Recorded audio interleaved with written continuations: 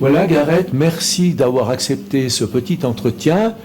Je vois que tu joues bien de la guitare, mais nous ne sommes pas ici pour ça. Tu peux me raconter un petit peu ton parcours pour arriver aujourd'hui dans ce magasin avec imprimante 3D? Alors j'ai commencé ma carrière professionnelle en tant que logisticien CFC à la Poste. C'est pas un apprentissage qui m'a très inspiré, d'ailleurs je m'en suis vite ennuyé et j'ai décidé de continuer, mais en tant que mécanicien en motocycle. Donc après ma 3e année d'apprentissage, j'ai décidé de changer complètement de direction. J'ai travaillé en tant que constructeur métallique, j'ai aussi fait ouvrier à l'usine à Constellium, mais j'ai toujours gardé en moi ma passion pour l'impression 3D. Et c'est ainsi que j'ai ouvert mon entreprise, d'où j'y travaille maintenant pendant 4 mois. Alors, toutes les imprimantes 3D que je dispose, elles ont toutes des plateaux chauffants. Ça permet d'avoir une adhérence parfaite au plateau. Les imprimantes que j'ai, ils travaillent avec du filament avec un diamètre de 1,75. C'est le diamètre un peu standard pour la plupart des imprimantes.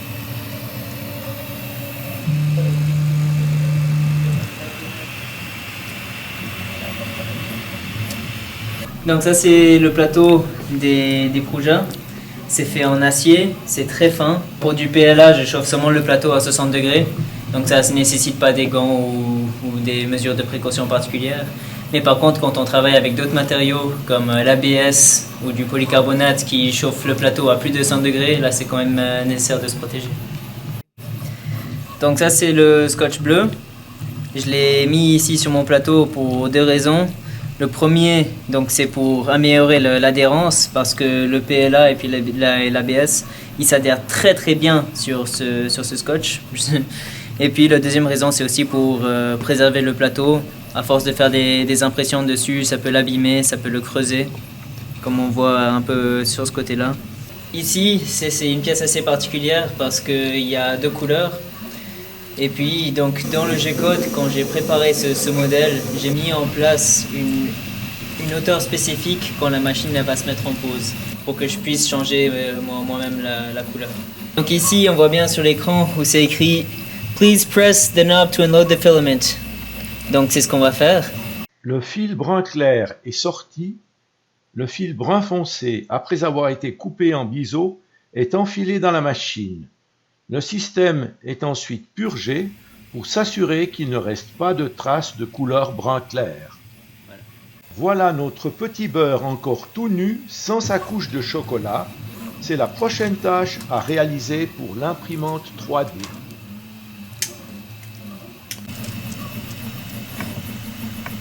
Pour décoller la pièce du plateau, rien de plus simple. On plie légèrement ce dernier dans les 2 directions. Le petit beurre se décolle, pas besoin de spatule. Donc ça c'est un outil spécialisé pour l'imprimerie 3D. C'est comme un fer à souder, sauf qu'il y a plusieurs points différents qu'on peut adapter dessus selon ce qu'on veut faire. Ici, comme on voit sur ce modèle-là, il y a des petits fils dans les coins. Et puis ce que je vais faire, c'est que je vais venir avec mon outil et puis je vais enlever autant de fils que je peux sans endommager le modèle en lui-même. Ce genre d'imprimante et ce matériel, ce fil PLA, est-ce qu'il y a des dangers de toxicité? Alors avec cette catégorie de machines, donc FDM, il y a très peu de toxicité, il n'y a pas vraiment de risque ou de sécurité à prendre. Par contre, si c'était une machine, par exemple SLA, donc avec une machine à résine, là il y a beaucoup de précautions à prendre. Il faut mettre notamment des gants, des lunettes, être sûr qu'on ne touche pas la résine ou qu'on ne la reçoive pas dans les yeux. Voilà Gareth, je te vois avec une guitare électrique un petit peu spéciale. Hein. Ouais. Tu me racontes un peu l'histoire de cette guitare et de sa fabrication? Donc ça c'est une guitare électrique de ma propre conception. Je l'ai dessinée donc, du début à la fin. C'est un projet assez personnalisé. J'ai pu choisir moi les couleurs, j'ai choisi moi les pickups. J'ai tout adapté par rapport à ce que moi je voulais voir dans ma création. Donc tu ne pars absolument pas d'un modèle qui existe sur Internet? Non, celui-là pas. J'ai tout adapté pour mettre tous les composants électroniques. Juste le manche, c'est la seule chose que j'ai pas imprimé dessus. C'est un manche que j'ai piqué à une autre guitare. Mais ouais, c'est... Donc ici, c'est des accordeurs de guitare standard, comme on en trouve partout, sur toutes les guitares. Ici, c'est où il y a le bridge, donc où les cordes ils viennent se poser dessus. Bah ici, en l'occurrence, il me manque une corde, je l'ai cassée sans faire exprès l'autre jour. Ici, j'ai le pick-up, que j'ai aussi piqué d'une autre guitare. Et puis ici, mes potentiomètres, donc un pour le volume et puis un pour la distorsion. Donc ici, dans ma main droite, j'ai une guitare électrique standard. Et ici, dans ma main gauche, j'ai ma guitare électrique imprimée 3D. Ici, donc on voit, elle est quand même plus fine qu'une guitare électrique standard. Elle est faite en plastique, donc elle est beaucoup plus légère et plus agréable à porter.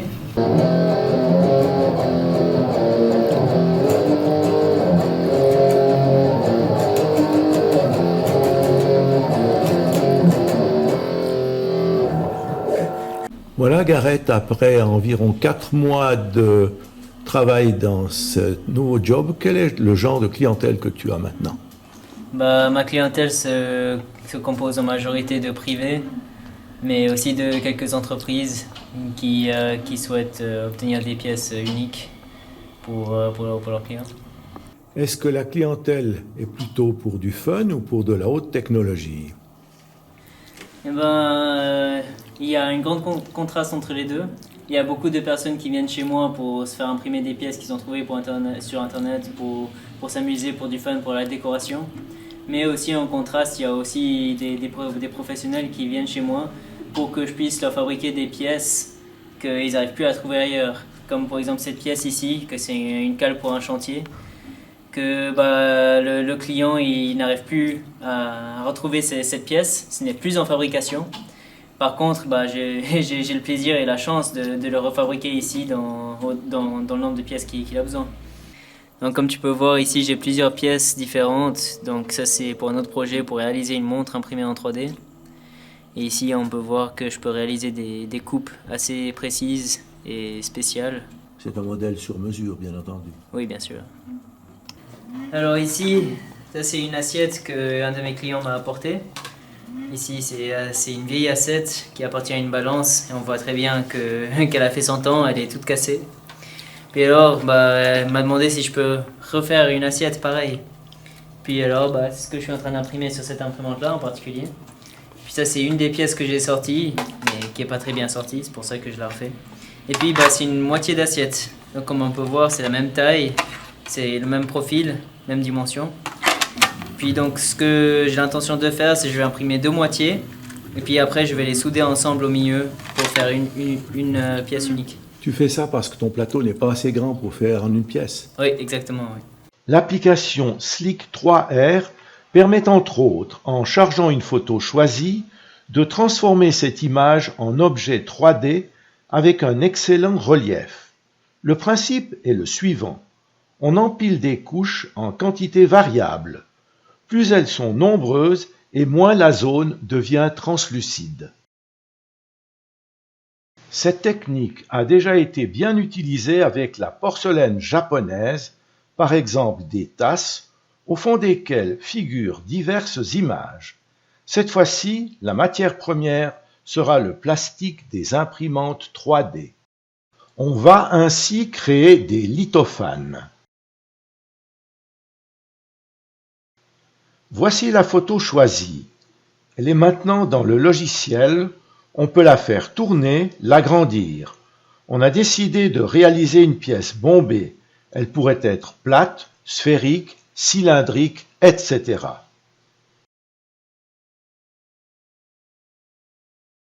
On voit ici la progression sur écran avec des épaisseurs variables. L'imprimante a débuté la construction de la pièce.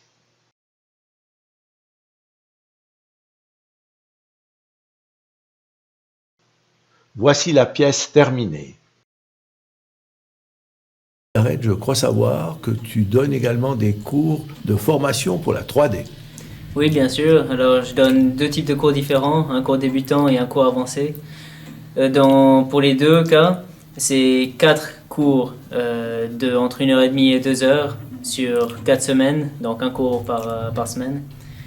Et puis pour les cours débutants, on va apprendre donc quand ça marche les perspectives. On va apprendre comment réaliser des objets simples, des écritures. Et puis dans le cours avancé, on va plutôt apprendre donc, comment reproduire des pièces. Donc à partir d'une pièce de base, prendre toutes les mesures correctes pour pouvoir la reproduire par après. Et c'est toujours sur le logiciel Fusion 360. Oui, toujours.